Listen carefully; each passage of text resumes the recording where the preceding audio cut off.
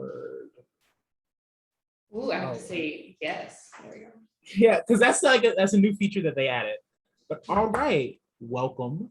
This is Shower Thoughts with an Asexual. This is episode 8. We are now talking with my friend John. Jean, I apologize. You had it right. You had it right. It's Jean Jacques, so it's John. It's Jean. Okay, good. Jean. Sorry, Jean. Introduce yourself.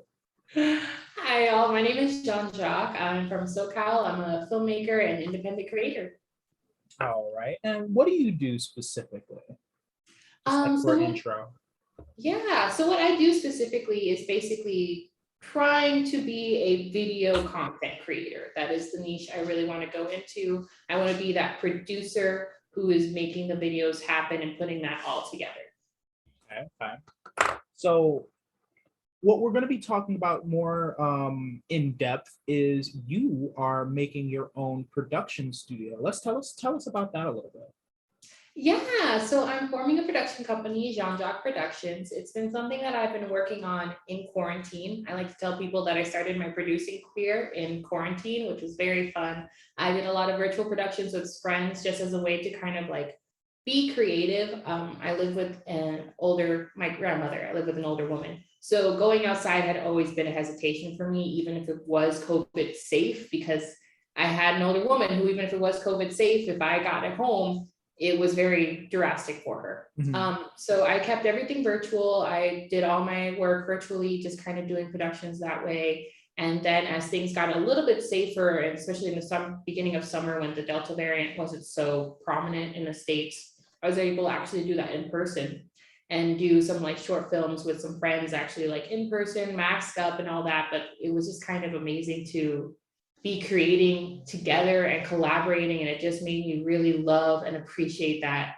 in-person collaboration. Yeah. And so it's just driven me to take this little like hobby that was just to entertain me during time to just make it a real business and really kind of put all my eggs in that basket, because I absolutely became obsessed with what we did on those like summer shorts. I feel it. We can talk about that, like the actual shorts, a little bit later, but I did want to ask, what was your inspiration for making the studio? I guess there's a couple people who inspire me. I think two people specifically. Who inspiration do you? Yeah. Yes. Okay. I can't talk for real. But yeah, I have two major inspirations. One would be Chris Abrego. He is an alumni from California State University, and he just has this amazing story of someone from El Monte, California, which is just kind of like the middle. It's not the middle of nowhere, but no one's from there. No one's significant. No one it's just like being from random Los Angeles and just a city where there's poverty. So he took that and went to a public university and said, I'm gonna make it in movies. Became a PA on set, formed his own little production company that went bankrupt in like 2 years, started another production company that ended up forming what is like celebrity reality TV that we know it. He kind of started like The Flavor of Love, that old show, if you remember that. Oh, yeah. Yeah, The Real World, but with like the celebrities and stuff. Like he was doing all of those big productions. And eventually his kind of company got bought out by a larger company that ran all of like reality documentary TV in South America. And he grew that company to be the largest producer and distributor of Spanish-speaking reality TV content. And it just kept growing until basically his company owned the majority of all reality TV content in North, South America, and Europe. And then he was eventually bought out by someone who owns in China majority of reality documentary TV in Asia countries. So now he's a part of this huge company that owns the majority of reality TV content that we all across the world consume. And I just think it's wild that he started from my college. So he was someone who inspired me, because he was just someone from SoCal who started a business that honestly became bankrupt. And then he started another business and became a world leader of content, not even like low key. So that inspired me just right off the bat, just hearing someone from my school made a production company and then went really for it. Big shoes to fill. Who was the other inspiration? Yeah, like holy fuck. Who was the other inspiration? My other inspiration is this, I actually got to work for him, which was so wild. Franklin Leonard. He is a producer. Huh? Who's that? Oh, he is a producer and creator, and just a mover and shaker in Hollywood. He is the founder of the Blacklist, and they are a company that hosts scripts. So basically, you pay them a monthly fee, and they put their script on their site. The producers and Hollywood mover and shakers have free access to the site, and they can use it to like find scripts and whatnot. It's a pretty like, kind of like a social network. You got to champion your own script. But the way he was able to start that kind of database was that he kind of started asking producers like, hey, what's like the best script you've read this year, but no one's produced it. No one put money into it. And he started making this annual list that was just like these best non-produced scripts. And then they are award winners like Whiplash, Juno. So God, I always blank out when I actually have to start listing these things. But all of these films just ended up being like major award-winning films, and he's grown this production company to service young people like ourselves, where he has lists specifically for people of like disabilities or LGBT identities, different racial identities, as a way to specifically bring our scripts and our stories to the forefront of Hollywood directors and producers and say like, these people's scripts deserve your attention. And I think there was like well written, yeah, they're well written, they're loved. And there was like some statistic that he did where it's like a majority of those scripts that were on the blacklist, like 80% of them made their money back, when most films in like blockbuster world don't even make their money back. Like Marvel movies make their money back and that's about it. So it's like it was just like, you're stupid to not invest. He even did like a whole campaign run where he cranked the numbers of how much Hollywood is losing per year by not investing in Black people. And it's like 10 million or some 10, it's like some stupid number, but he crunched it and then went around the news and said like, specifically, you are losing money because you don't give Black people a voice. And I just love how he champions for Black people that way. And he does it for other ethnicities the same way. He's a Black man with dreads in Hollywood, like he is living that life, and it was so great working for him. He's a major inspiration. Well, that's a good segue into the next question. What types of movies are you inspired by? Like you're mentioning all of these different diverse films that I think are, one, it's very important that we actually have voices as Black people and people who are not, the mainstream when it comes to what's attractive and what everyone wants to see, quote unquote. But like, not necessarily mainstream, but what kind of movies do inspire you? If you can name a few that are like maybe indie or mainstream, either or works. Yeah, I love all movies, for real. I think it's sad, but my favorite genre is the cheesy, crappy rom-com movies that no one likes, like Sleepless in Seattle. I'll watch it every weekend. I love it so much. But when it comes to like movies that I want to create, I'd say that I really identified with this one movie called Blind Spotting. It's by Raphael Cassel and David Diggs. If you guys remember them from like Hamilton, they were like, well, Raphael's not from Hamilton, but David Diggs is from Hamilton. Okay. He was what did he play? Thomas Jefferson with a big afro and all the swagger. Yeah. So they made a movie together, and it's basically just about Oakland, just like their lives in Oakland and just kind of like shooting crap and whatnot. And have to check that out. It's really good. It has this really interesting, because the David Diggs plays this guy who just got out of prison, and so he's on parole. And his friend Raphael is Miles, and he's just like just a bro in Oakland. He just wants to fuck up. He wants to go to parties. He wants to drink. He's got a kid, but he loves his kid. But like he's out and still living that life. And he's white, and then David Diggs is Black, so they have that direct conflict every once in a while of just like, I went to prison and you didn't because you're white. and it's all Oakland love. And so I love when I say diversity, I mean that, I mean, it's like, it's in the culture, it's in the script, it's in the story, it's how the people interact, it's the whole world, and it establishes normal for a new location, because so much of Hollywood white was normal, especially like that LA white life was the normal. And now with Blind Spotting, the normal is Oakland. that's their world, that's their normal. It doesn't have to feel white at any moment. And I love that. And I want more movies like that. They've made it into a TV series and it focuses on the female, like they went away from the male stories and now they're focusing on the female lead. And it just like, it's so cool. So just to get off script a little bit, when it comes to representation, like I'm just full disclaimer, I am not in the film world, so I'm giving a completely uneducated, like, guesstimation. What is like the ratio, if you know the number, if you don't know the number, of like male to female lead? Not necessarily along race, but along gender more so. I don't know that number specifically because I'm not a numbers person. I'll be real. But I was in an internship and they had us do these capstone projects. And that was actually something that one of our fellow interns focused on. She was focusing very specifically on older women representation. So women over 40s, like close to menopausal. But she did kind of bring in these statistics of just how much male dominated stories are a part of media. And I think even more so than the number, because I know it's probably like 70% male, 40% women. There's some number out there that's unequal. But additionally, too, what types of stories are we telling?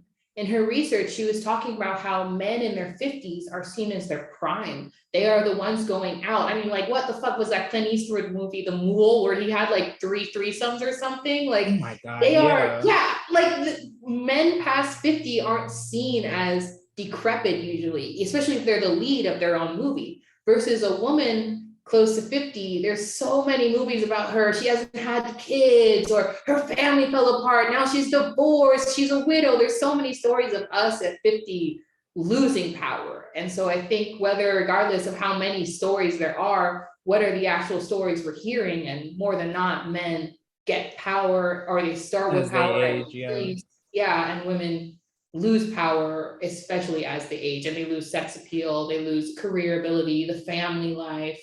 Yeah, just going along that, what's his name?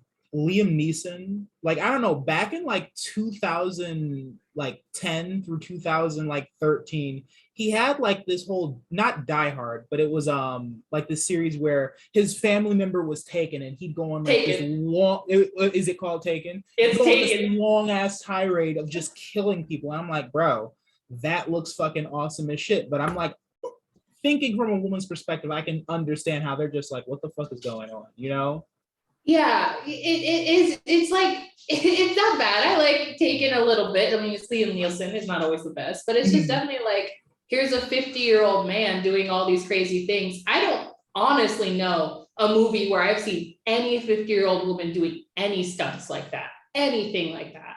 And I've definitely seen freaking, how old is Iron Man? You're going to tell me that there's a woman who can't do that same things? And we did have Black Widow, but I will say very specifically, Black Widow's violence felt very weird to me. It's Marvel violence. I've never seen a body hurt so much as I did in Black Widow. So in the sense that there's one part where she's like falling at least 60 miles in the air and she's hitting things. Like, she's not just like, oh, graceful, like she's having a battle, she's hitting the ceiling, she's hitting the rock, and then she like lands on the ground half on a building like this, and then she stands up. And I'm like, in my head, I realistically was like, I've never seen Iron Man in that much pain. I've never seen Thor in that much pain. And she gets up like it doesn't hurt her nothing because she's a badass. And I love that imagery of like, we can handle any pain. But I was very much specifically, I've never seen this much pain put on any body, and it's very awkward that the first time I see it, it's on a female body. It was a lot. It was very excessive to me. I'm really trying to like think of an equivalency in the Marvel universe specifically, and I can't. You don't see men get ragdolled like she got ragdolled across the fucking terrain. Yeah. Holy fuck. Yeah. There was the Thor Loki, or when Loki got like whacked across like by what was that? By the Hulk. Yeah, that's the closest thing that I can think of to like being in a lot of pain in a movie. That's the closest thing that I can think of. Holy shit. Yeah. The male brain just doesn't think of these things because, like, the patriarchy, I guess. Most people don't. I think that's something I noticed very quickly. Mhm. But I was very much just like, I'm in pain watching her in pain right now. Oh my God, yeah. But going back to what you were talking about, how you made movies with your friends recently, what kind of movies have you been making? Yeah, so we did these two short films. They were stories from writers that I had done virtual productions with. So they pitched me these Mhm. stories, and I really kind of loved their genius and also loved the idea of how they could be told in like a COVID safe environment. So one was a kind of horror story between this roommate. Um, it was based off of the writer's actual true experience where she didn't see her roommate for like 3 or 4 months, just not at all, because they had this kind of dispute. And so she kind of converted this into like a horror kind of COVID story in which she moves into this apartment and just never sees her roommate, but all the like BS of living with a roommate still happens. The dirty dishes, the disgusting apartment, the not taking out trash, the destroying your shit, using your shit. Just but they never are visible. And so it kind of That'd comes be into that. so unsettling. I'm just trying to think about that. Holy shit. It's like a ghost Yeah, living in there, but you know for a fact that someone's there. That I don't want to see that movie. I'm not gonna lie.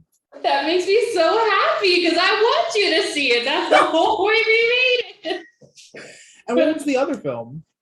The other film is Place You Know, and it's this kind of intimate story between a girl, her love life, and her relationship to mental health. So it's told in a series of like flashbacks and little vignette of scenes, but her audio is all of a therapy session of her. It's not all fictional, but it's her Mhm. kind of recanting this therapy story of this traumatic event that happened that involved her boyfriend. The event kind of occurred more to her boyfriend. It was him dealing with depression and him dealing with very dark thoughts.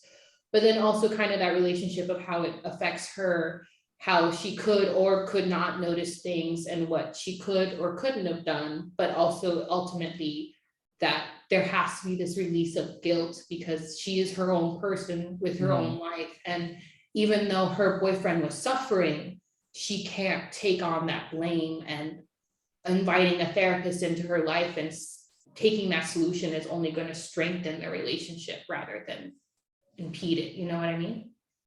Yeah, I hitting a little close to home as of late. I understand that. It's those are some very diverse projects. Like I guess okay, let me see.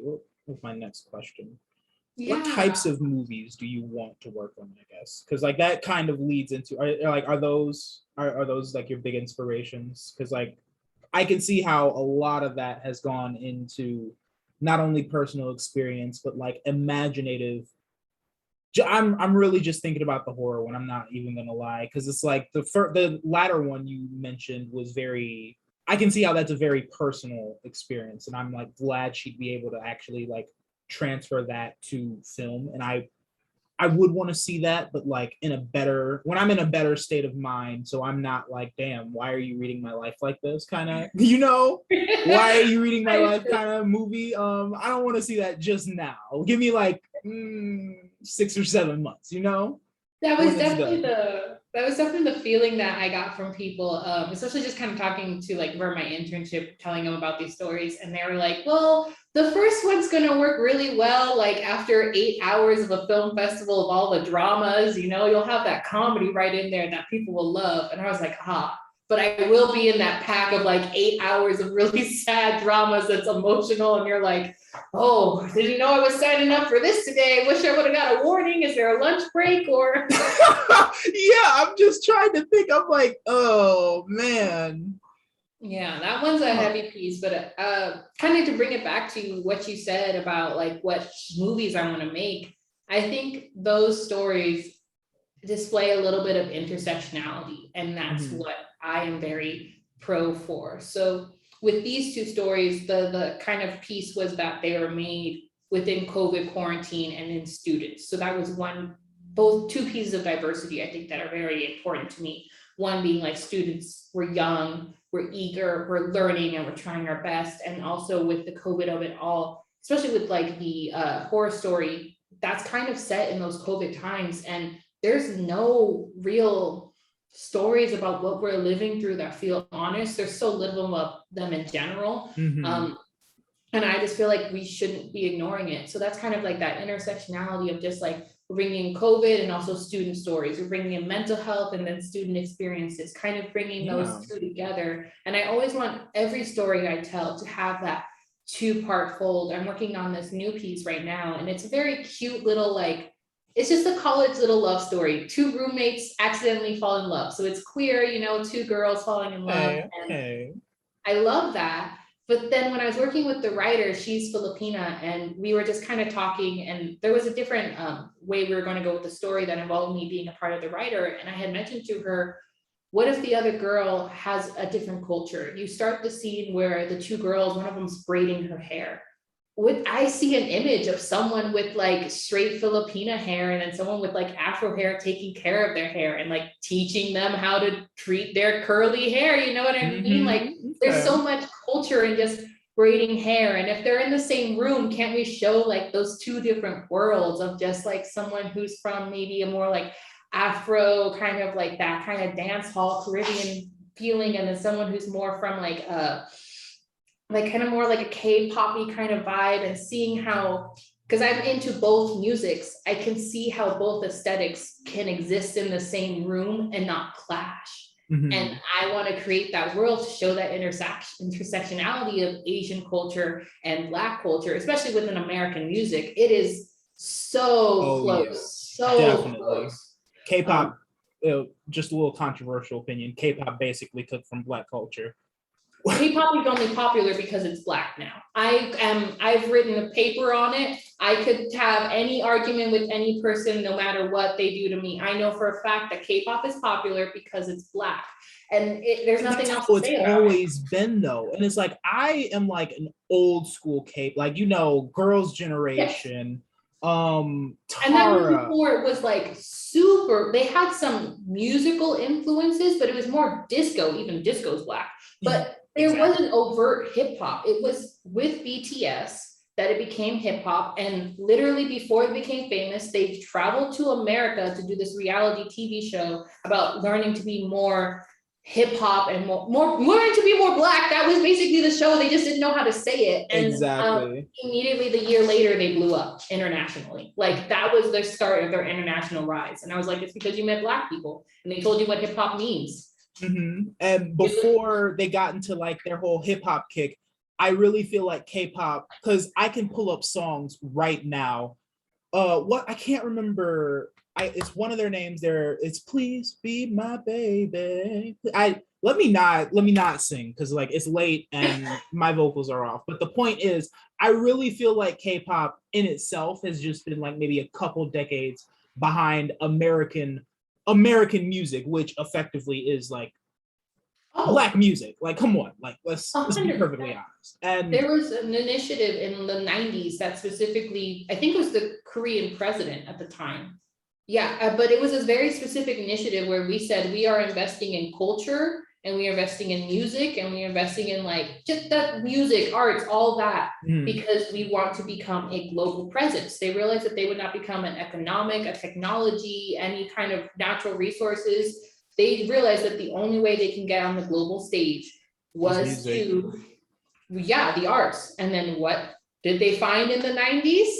Hip Black hop, music. Black Yep. music. They It's found very Black music. obvious. And just what I remember from that entire industry is like a multi-trillion dollar industry, not only at this point, but it's always been a multi-trillion dollar industry in South Korea alone. And just it's blowing up. And Yeah. we're not gonna go too in depth in that because that's literally an entirely different talking point. I want to let's rein it back in. I love K-pop, but like it definitely has its issues.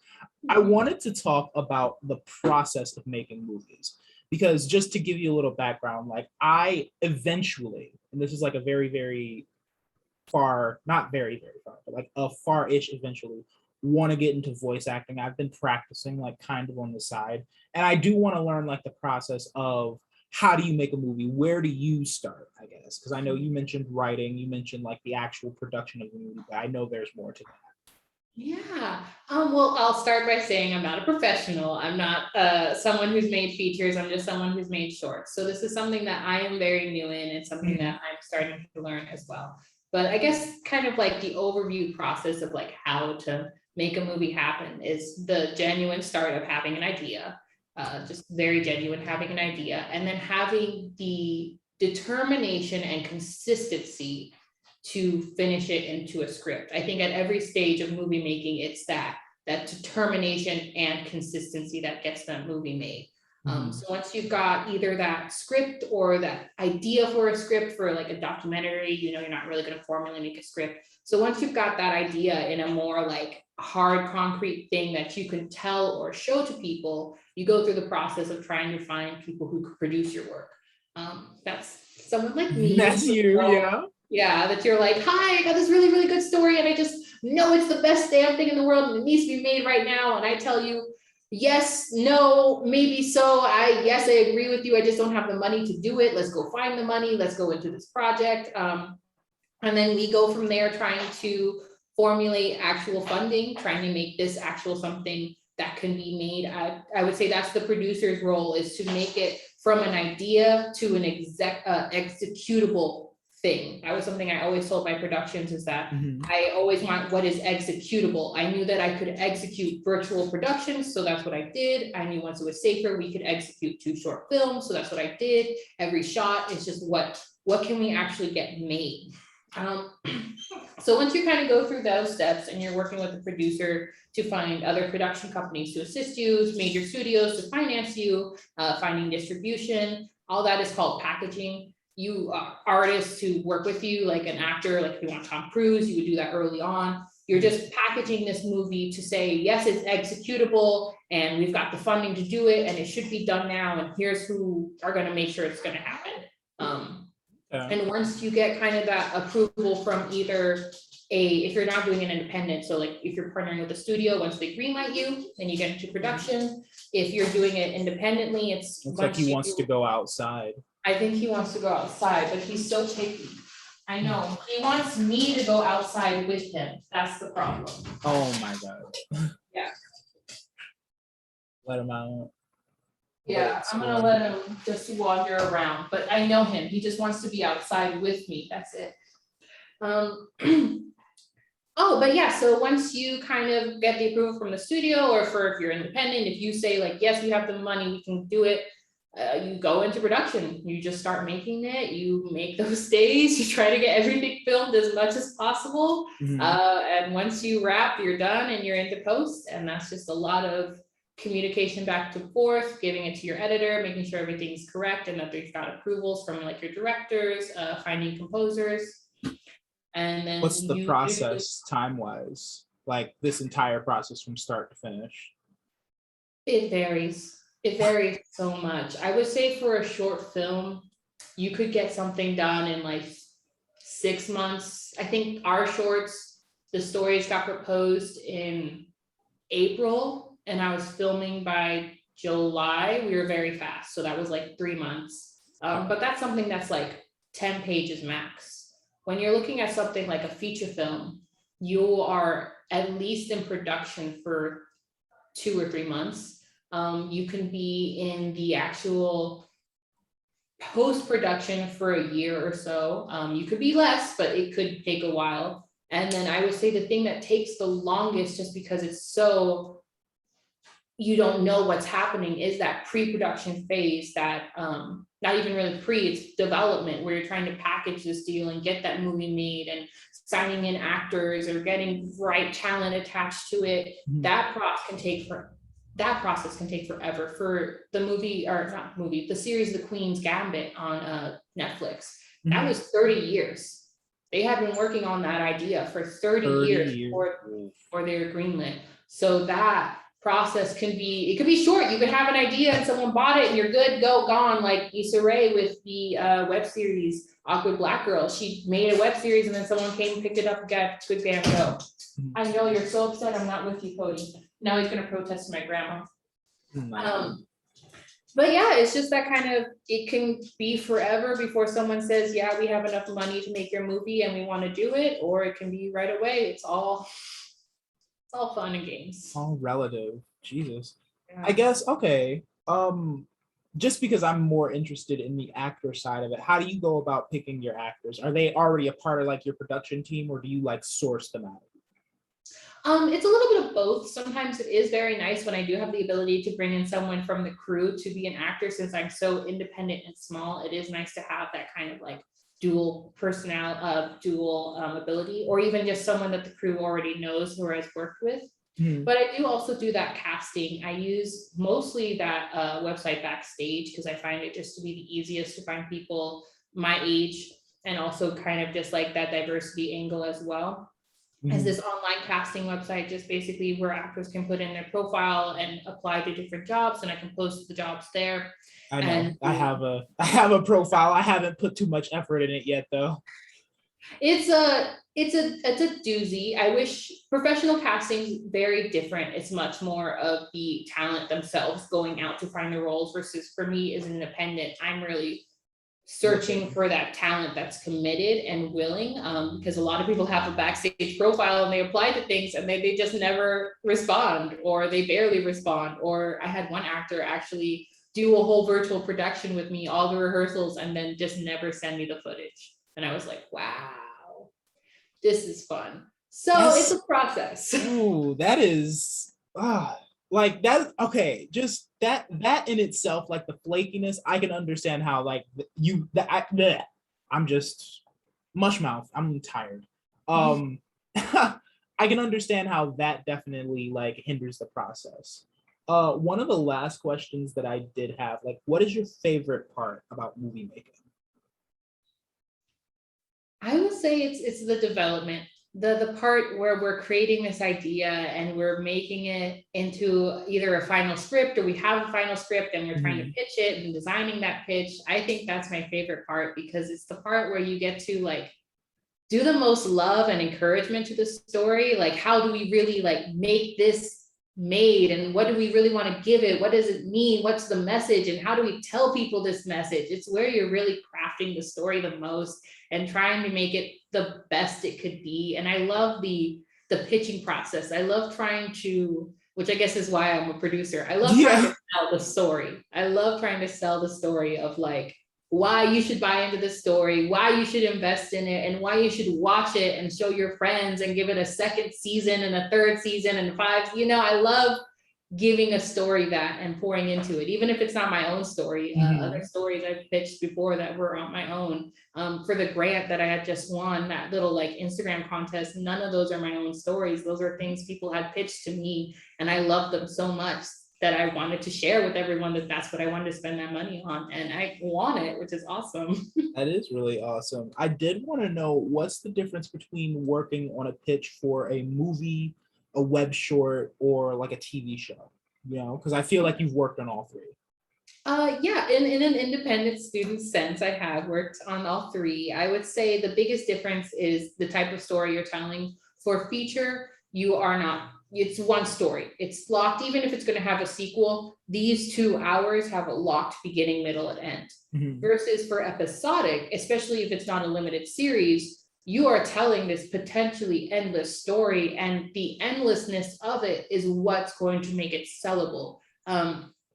There's this kind of like 5 season, 100 episodes goal for all of television, because at 100 episodes is when, I don't know how much this model is accurate now because TV has changed so much in how we buy it and distribute it. But what it Definitely. used to be is that at your 100th episode, you would be able to do syndication. So you could like sell your reruns on another channel, like Full House being on Nick at Night, Mhm. or Friends on Nick at Night. That's what syndication gave you. And that's how most shows actually, like, really at the end of the day became money making shows. Like Friends is a money maker because of its syndication rights. Yeah.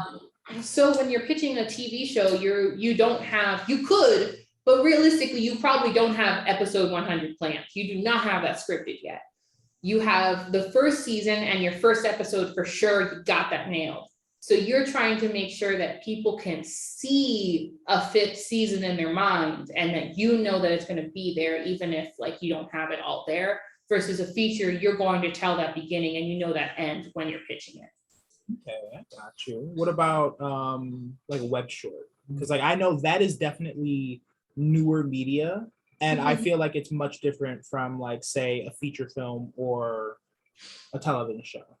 Yeah, web development, I would say it has the least experience with. That's kind of what like I've created the most, but pitching it, usually you're not pitching it, you're just kind of creating it and putting it out there. Hmm. For this one though, I'm kind of developing a pitch right now for a web series, and I think for that you want the share ability, less so of like will someone for sure watch it, but would someone see like a 15-second click of it and share that? Could I put it on socials as just like a promo and someone would share that? So it still feels very much like episodic because you do have those episodes ongoing, but it's a little bit more the shareability and the engagement less so than just the actual eyeballs to view Has to it. deal more with like the social media aspect of that. Okay. And Yeah, I think. obviously, yeah, that's a good segue. Sorry, what were we saying?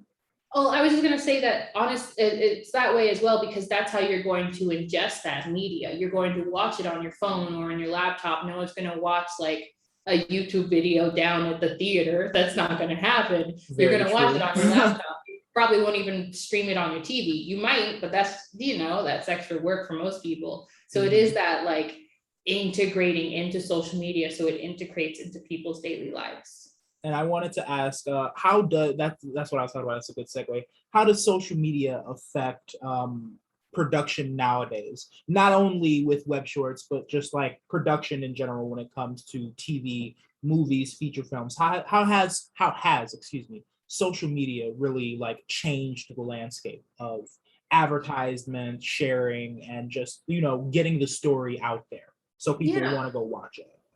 yeah. It's changed it a lot in some ways and a lot and not in others. I think it also depends on what generation the show is for, because if the Mhm. show is for an older generation, they're not on social media as much, very obvious. But I think every show nowadays has to have a very serious professional discussion of how much does social media incorporate into our story. For especially Netflix types of series, sometimes those promos that they have on Netflix is advertisement to the future story, or they have the actors themselves very involved, or there's scenes behind episodes that debut only on their Instagram. So there's always going to have to be this very serious conversation around whether we use social media to help tell our story, to help distribute our story, or do we just kind of use it to promote it, which is what people usually used to do with just kind of like, it's just a promo, it's just another type of commercial, versus other companies, I would say they integrate it so much more. And I love that. Are you Even just planning to do like that for your company? a little bit of just kind of creating this. Freeform has kind of this lifestyle attached to their social media channels. It's that young person who's progressive, lively, and all of their posts show that, even if it's not specifically for their content. They've reshared one of my TikToks that was just me talking about like a rainbow sunshine hat, and it was just positivity. So I want to bring that into Jean Jacques Productions a little bit, but more so in the sense of young new voices. I want people to be able to watch Jean Jacques Productions because they see themselves either opening up their own production company, or they're a student and they want to make that leap into actual professional world. If there's someone who's maybe even at a community college level and they're just thinking, how do I go from community college into making my own stories? I want those type of people to be following my channels because that's the world I'm in, and that's the world I want to cater to, and the type of creators I want to work with. I mean, if you need an amateur voice actor, I'm here. That's all Yeah, I'm I've saying. asked you this before, I think, but I just haven't needed like specifically voice acting. No, oh look, like okay, the voice acting that I've done like practice for is obviously like character work. I haven't done a lot of narration. I have because like I'm in this actors group on Facebook. It's called the Actors Gym. Just plugging them real quick. They really focus on what it takes to be an actor and like what I've really found out just like from them, like because you have actors of all different levels in that group, is acting is like an entire process. I've never really experienced like professional acting just because like that's not my field just yet.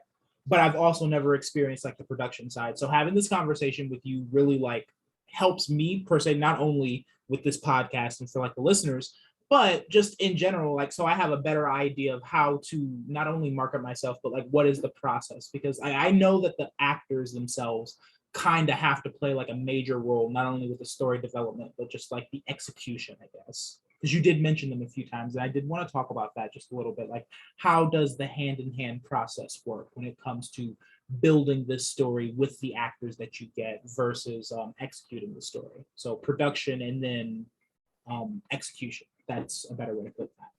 Yeah. Well, I guess It was so. very loaded. I know. Sorry. Yeah. No, you're good. I guess to start, like when you have a script, there's no actors in mind. Usually, some people have an actor in mind because it's their friend or whatnot, but usually there's no actor in mind. There's these characters that have fully developed lives, they're full people, and then you're giving them away almost to an actor to interpret. It's very of a trust thing. Definitely when I first produced my first web series, I was like, here you go. Here are these babies. Please take care of them. Please read them the way I wrote them. And they never do. And it's always the best thing in the world. It's so weird. But when an actor reads your script and it's so much better than what I thought in my head every single time I've done it. It's always just been like, there's something new that they add, or there's something different, or even if the line comes off wrong, I'm able to understand a new reason why it's coming off wrong, and why when I kept saying it in my room at 3 a.m., why I thought it was funny. You know what I mean? So it's really cool of an interesting process to see how an actor really interprets that piece. And then once we're actually into production, I would say it's all up to them. There's nothing really I as a writer could do. As the director, you can move them into that a little bit, that space, but it really is up to that actor to be able to put themselves there and be in that moment and be professional and display that character. And I've been grateful that all of our actors have been able to do that, both virtually and in person. And it's been just really cool to watch. I'm not a professional actor. I did theater in high school. So I kind of have the idea of like the actor's process, but then actually just seeing them do the work, I'm like, wow, just it's incredibly hard. And I never want to do that. Like, just going off on like my earlier dreams of grandeur, I guess. Like, I did do like a lot of theater in like high school and middle school a lot. So I do have like some actors training. It was more traditional training, but definitely moving forward, I definitely can't speak. I'm definitely going to be keeping an eye out just in general, since you start your own production company. I got a leg in. No, I'm joking. But I just, from what I've learned, it is a very technical, hard thing to do, to really like transfer yourself into this body of work. And it's definitely something that I want to get into later in my life. I'll put it that way. Yeah. I don't really have anything like else planned, but just like conversation just kind of tapers off. I had my questions, you answered them in much more detail than I expected. So like, I'm definitely happy about that. Not even gonna lie. I guess some of the other questions that I did have is like, what is like the crowdfunding process even like? Because I feel like that'd be like the scariest thing. Yeah, I mean, it's definitely scary because there's the reality of not making that money. And I will say right now for us, we're actually kind of having a little bit of difficulty. But the process of crowdfunding is really pretty easy. It's not something you should be scared of. It should just be something that you budget to not have to happen. If you have to rely on the crowdfunding, then yes, it's going to be a lot more stressful and you really have to pour into yourself. And that's where that preparation for it really helps you a lot. But for me, crowdfunding has been just kind of like this relationship of like more of a social media marketing aspect, especially just because I'm so new. I've just not been very relying on using crowdfunding. I very much am a person who's like I don't want to do debt financing ever, and a majority of this industry is on debt financing. I'd rather know what I have, and if it compromises my story, I just don't make that story right then. I just save money and make it later. But I rather I know what I'm paying and what I can afford. So for me, crowdfunding has always been it's always been just more important for marketing. I think the process is really just knowing how many people are in your network, and how many people do you know will donate? And is that a realistic number that you think you can grow? I know I have family that could, honestly, if I bugged them a lot more, it would be easy for me to raise at least 1,000 to 2,000 more if I just bugged them and did a lot more email campaign and I really pushed for it. I'm already past the point of needing that crowdfunding money, so it doesn't worry me as much, but it is a lot of very independent personal going to people and asking them, hey, can you donate? Even if in person is honestly the best way to do it. Next would be like email marketing, because that's more of a personal thing, but the more in-person personal you can ask for that money, that's the best way to do crowdfunding. And it's not something that's like super fun for most people. Yeah. And for me, Gives at me least, anxiety when I think about it, I'm not gonna lie. yeah, it's anxiety because it's money too, right? Like everyone has discomfort around talking around money and asking for money, and there's that shame of like, why am I asking for money? They shouldn't give me, it's their money, it's not my money to have. Very American issue. Very, very American issue. There was the internship I was a part of, they had this really cool woman came in and she talked about money, and I don't know how much I'm like allowed to say because it's supposed to be like private or whatnot, but I think her way of talking about money was the best way I could see it with creatives. And it was really just like talking to money like it was your friend, another person that you had to like treat like a real person, you know? And do you go to money and you're like, okay, friend, right now I need you, you're demanding, you're gonna be here and be present and give me everything I want and everything I need because I want you. And do you ever give that back to money specifically? Are you ever like to your money and you're like, oh yes, money, I'm going to treat you right. We're going to do something nice for you. We're not going to spend you on things that I know I don't need. We're just going to keep you safe, you know, like kind of having that relationship where you baby your money as much as you would baby yourself. And I think that's the best thing to think of as a creative, because money, I think, is unfortunately our most valuable resource. If we have it, we can create freely. If we don't have it, it's the stressor that makes us want to create. Yeah.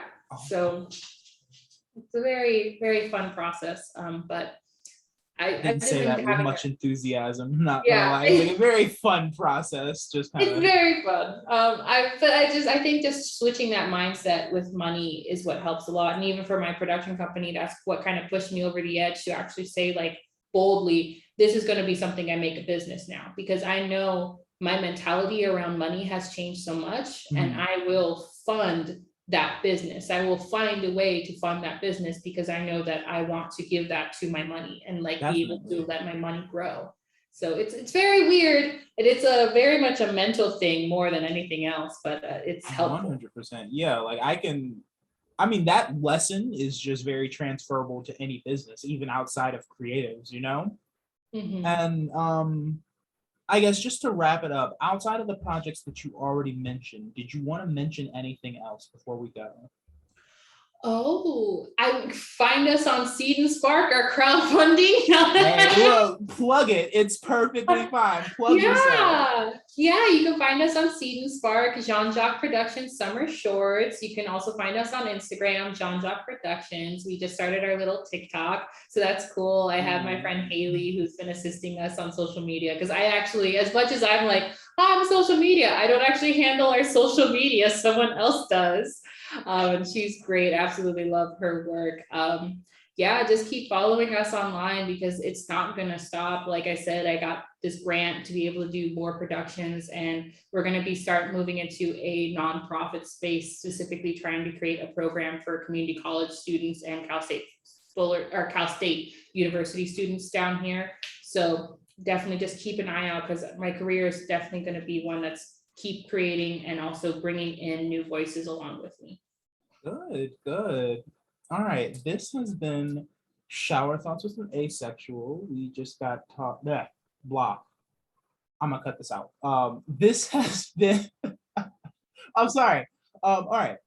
This has been Shower Thoughts with an Asexual. Jean, did you want to plug your socials at the end? Yeah, you can go ahead and follow me, Jean Jacques B, at all of the socials. That's my Instagram, my Twitter, my TikTok, Jean Jacques B. It's a very cute, some guy thought that my name was Jean Jacques when he read it. And so I've just always just kind of kept it since then. I thought it was funny. Oh my God, it is funny. He was so confident too. He was like, I got this. I took a semester of French. And I thought he had it. We were at like a little, like, I think I was in Raoul's buying like wine, and he was just so ready. Jean Jacques. I was just like, Jean Jacques. And he's like, what? And I'm like, no, and you know what? Never mind. Jean Jacques. Yes, there we go. We're leaving now. And he was so, he had a Said big that old with his smile. whole chest. Yeah, his whole heart, those 3 months of French, he was confident about. Gotta get it. All right. All right, guys. See you guys in the next episode. All right.